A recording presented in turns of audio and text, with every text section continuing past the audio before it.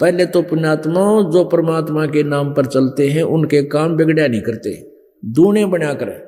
बहुत प्रमाण आपको दे दूं, दास के साथ ऐसी सी घटना घटी थी, तब आज आपके सामने डंडोरा पीट रहा हूं कि परमात्मा के मार्ग में चलने वाले के काम नहीं बिगड़ा करते, उनके साथ अनहोनी वो मिस हैपनिंग नहीं होया करती। फिर भगवान की साधना की आवश्यकता ही क्या है। असंग जन्म तन मरत्या होगे, जीवित क्यों ना मरे रे। और 12 मद महल मठबो रे। पुणात्माओं, अभी तक हमने 10वां द्वार की रट ला रखी थी, ये सुना था नहीं। 10वां द्वार तो इस काल के जाल तक ही सीमित है। 12वां द्वार 12 मद महल मठबो रे। 12वें द्वार में एक द्वार तो उस काल के लोक को निकल, 11वां द्वार जो है काल के लोक से परब्रह्म के लोक में प्रवेश करता है, और 12वां द्वार परब्रह्म के लोक से सतलोक में प्रवेश कराता है, वो 12वां द्वार है। 12 मद मैल मठ बोरे, वो स्थान है 12वें द्वार को पार करके जहां जाने के बाद बहुर ना दे धरे रे, फिर तेरा दोबारा जन्म मृत्यु नहीं होगा। और फिर क्या बताते हैं, दो जग भी सभी ते देखे राजपाट के रसिया, 3 लोक से तरपत नाही ये मन भोगी खसिया। कहते हैं दो जग कहते हैं नरक को, और बहिष्ठ कहते हैं स्वर्ग को, यह अरबी भाषा है। दो जग भिष्ट सभी ते देखे राजपाट के रसिया, और 3 लोक से भी तरपति नहीं है इस मन की, ये मन भोगी खसिया। अपने आत्माओं किसी ने देख ले, किसी के पास साइकिल नहीं था, मोटरसाइकिल होगी, तो इन्होंने सोचा है भगवान एक कार और हो जाए, बस छोटी सी कार ले लूं, सारे बालक बैठ कर सैर सपट्टा करके बच्चा परिवार। एक छोटा सा कोई प्लाट है, तो इन्होंने सोचा है भगवान इसमें कमरा रसोई बन गया, हुआ बन गई। फिर ने सोचा है कि ये भगवान एक प्लाट और मिल जाए, ये दूसरा बच्चा भी अलग से अपना ठाठ से रहे, वो दूसरा प्लाट भी बन गया। फिर ने सोचा इसमें भी थोड़ा बना दूं होता, यानी यह इच्छा खत्म नहीं होती, इतने उसकी टिकट कट ले, वो मर जाता है।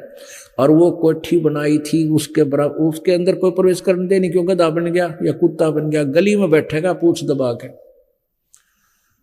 अब यहां कोई सरपंच बन जाता है गांव का, उसकी इच्छा होती चेयरमैन बनूं, चेयरमैन बन जाता है। इन्होंने सोचा अगली बार एमएलए की टिकट मिला है, एमएलए बनने के बाद इन्होंने सोचा मंत्री बन जाऊं तो मौज माच जा।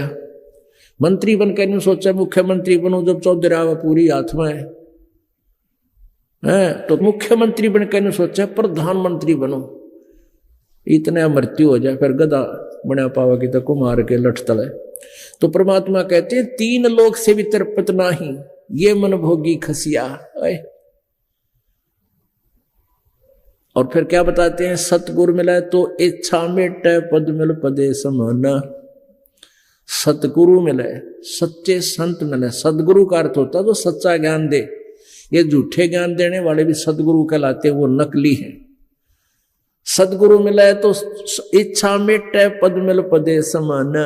कोई सच्चा संत मिले तो इस प्रकार की हमारी यहाँ काल के जाल की इच्छाओं को नष्ट करे, इन अन्य साधनाओं और इन पदवियों और इंद्र कुबेर इसकी पदवी तक भी हमें रिजेक्ट हो नहीं चाहिए।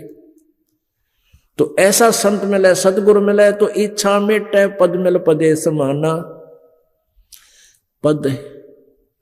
पद माने यहां पर इस पद के कई अर्थ बनते हैं। पद का अर्थ होता है, जैसे गीता जी अध्याय नंबर 15 के श्लोक नंबर 4 में कहा कि तत्वदर्शी संत मिलने के पश्चात इस अज्ञान रूपी उलझे हुए उलझेड़े को, इस गुत्थी को तत्व ज्ञान रूपी शस्त्र से काट के उसके पश्चात परमेश्वर के उस परम पद की खोज करनी चाहिए, जहां जाने के बाद साधक फिर लौटकर संसार में नहीं आते। और जिस परमेश्वर ने से सारे ब्रह्मांडों की रचना हुई है, जिसने सारे संसार रूपी वृक्ष की को रचा है, तो क्या बताया है कि पद मिल पदे समाना है। पद माने, और दूसरा अर्थ होता पद्धति, वे ऑफ वर्शिप, पूजा की विधि, तो सही साधना करके उस परम पद को प्राप्त करता है। पद मिल पदे समाना। और चल हंसा उस लोक पठाऊं जो आदि अमर अस्थान। कि चल हंसा, हे प्यारी आत्मा, ये साधना जो हम बताएंगे, ये पद्धति जो आपको देंगे विधि पूजा की, इससे कहते हैं उसको उस अमर लोक में, शाश्वतम स्थान में, चल हंसा उस लोक पठाऊं, उस लोक में भेज दूं, शाश्वतम स्थानम। 18वें अध्याय के 62वें श्लोक में कहा कि अर्जुन तू सर्वभाव से उस परमेश्वर की शरण में जा, उसकी कृपा से तू परम शांति को और सनातन परम धाम को प्राप्त होगा। तो यहां कहते हैं सदगुरु मिले तो इच्छा मेटे, पद मिल पदे समाना, और चल हंसा उस लोक पठाऊं जो आदि अमर अस्थाना, जो शाश्वतम स्थानम, सनातन परम धाम है। आदि अमर, सदा से अमर है, सबसे पहले वाला। और वहां क्या सुख है? चार मुक्ति जहां चंपी करती माया होरी दासी, दास गरीब अभय पद पर से वो मिले राम अविनाशी। ओए होए, वहां पर इतना सुख है। चार मुक्ति जहां चंपी करती, यहां की चार सिद्धियां हैं। इस काल के लोक में ब्रह्म तक की साधना करने वालों को चार मुक्तियां प्राप्त होती हैं। कोई किसी मुक्ति की साधना कर रहा है, कोई किसी की, कोई किसी, और वो भी मुक्ति भी, वो सुख, वो चौथी मुक्ति प्राप्त प्राणी भी मृत्यु को प्राप्त होता है। उसका भी पुण्य क्षीण होने के बाद वहां से वो छीन लिया जाता है सुख। जैसे यहां राजा, मंत्री, मुख्यमंत्री, प्रधानमंत्री, राष्ट्रपति बना हुआ है, जैसे पीछे पोलैंड का पूरा कैबिनेट, यानी पूरा मंत्री, प्रधानमंत्री, सारे मंत्री, वो सारे के सारे एक के विमान में यात्रा कर रहे थे, सारे मर गए, एक्सीडेंट हो गया। तो यहां यही बताने चाहते हैं परमात्मा कि उस प्रधानमंत्री को कितना सुख था, वो छीन लिया जब उसका समाप्त हुआ। तो यहां इसी प्रकार कह रहे हैं कि वो चार मुक्ति, जिनको तू चार मुक्ति का सुख मानता, वहां सदा रहेंगे तेरे पास, कभी छीने नहीं जाएंगे। चार मुक्ति जहां चंपी करती माया होरी दासी, दास गरीब अभय पद पर से वो मिले राम अविनाशी। वो सुख होगा वहां सतलोक में। पुण्यात्माओं, ज्ञान से ही पता चलता है। आप जी को पहले जितना ज्ञान था उसी पर आप सिर दड़कीबाजी लगाए हुए थे। गीता जी अध्याय नंबर 2 के श्लोक नंबर 46 में कहा कि अर्जुन, बहुत बड़े जलाशय की प्राप्ति के उपरांत उस छोटे जलाशय में जैसी आस्था रह जाती है, ऐसे ही तेरा जब तुझे उस तत्व ज्ञान के आधार से पूर्ण परमात्मा की महिमा से तू परिचित हो जाएगा, अन्य भगवानों में तेरी ऐसी आस्था रह जाएगी। जैसे पहले जब ये गीता बोली गई, गीता जी का जब ज्ञान दिया गया, उस समय सभी लोग तालाबों पर आश्रित रहते थे। वर्षा ठीक होती थी, तालाब भर जाते थे। वो ऐसे तालाब होते थे, कुछ तो 1 वर्ष वर्षा ना हो तो वो सूख जाते थे, और उसी पर आश्रित होते थे। 20-20, 30-30 परिवार रहते थे, उसी से सिंचाई कर लेते थे, उसी से नहाते थे, उसी को पीते थे। तो ये बता रहे हैं कि उस ऐसी स्थिति वाले तालाब का, जिसको पता है कि इसकी औकात, इसकी अक्षमता थोड़ी है, वर्षा ना हो तो सूख जाएगा, और आश्रित परिवार भी नष्ट हो जाएंगे, जल के अभाव से मृत्यु को प्राप्त हो जाएंगे। और उन परिवारों को अरे एक बहुत बड़ा सरोवर मिल जावे, तालाब, झील मिल जावे, बहुत बड़ा जलाशय, 10 वर्ष वर्षा ना हो तो भी उसका जल समाप्त ना हो, कहते हैं फिर उन परिवारों की, उस प्राणी की जैसी आस्था उस छोटे जलाशय में रह जाती है।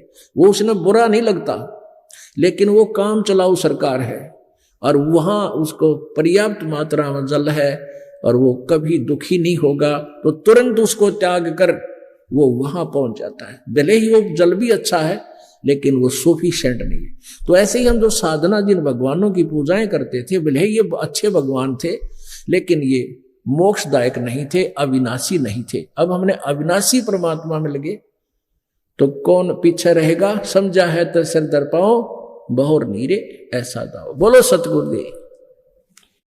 क्या नाम है जी आपका? मेरा नाम रितु वर्मा है। ऋतु जी, आप कहाँ से हैं? मैं ग्राम सूरजपुरा भाटापारा, जिला बलौदा बाजार, भाटापारा, छत्तीसगढ़ से हूँ। ऋतु जी, संत रामपाल जी महाराज से नाम दीक्षा आपने कब ली? मैंने संत रामपाल जी महाराज जी से नाम दीक्षा 19 सितंबर 2020 में ली है सर। गले ये आप देख सकते हैं सर जी, ये गले में कैंसर हो गया था सर। डॉक्टर ने बोला कि इसको ऑपरेशन करना पड़ेगा ऐसे करके। फिर मैं बहुत डर गई कि मुझे ऑपरेशन नहीं कराना ऐसे करके। फिर एक जगह पता चला कि बेलपान गांव है बिलासपुर क्षेत्र में, तो वहाँ पता चला कि वहाँ आयुर्वेदिक दवाई लगाते हैं, वहाँ ठीक हो जाता है ऐसे करके। फिर पापा मुझे बोलने लगे कि चलो वहीं चलते हैं, वहाँ ठीक हो जाएगी तू ऐसे करके। फिर वहाँ मैं चली गई। फिर चली तो गई, ठीक तो हो गया सर जी, लेकिन 1.5-2 साल बाद फिर उत्पन्न हो गया ये कैंसर।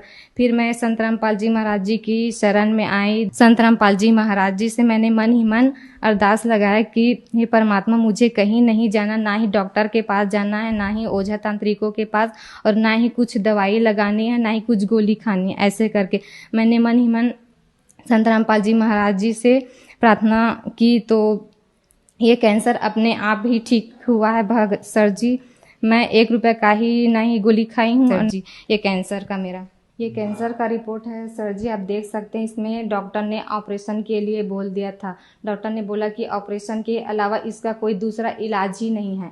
फिर मैंने संत रामपाल जी महाराज जी से मतलब प्रार्थना नंबर में फ़ोन लगाया, तो परमात्मा का आदेश आया कि मालिक दया करेंगे ऐसे करके। फिर ये 1 हफ्ते बाद ये गांठ है जो हाथ में, 1 हफ्ते बाद वो मतलब ठीक हो गया फूट कर सर जी। आज मैं सही ज़िंदगी जी रही हूँ सर जी। 1 रुपये का खर्चा भी नहीं है, ये अपने आप ही ये कैंसर और गांठ ठीक हुआ है सर जी।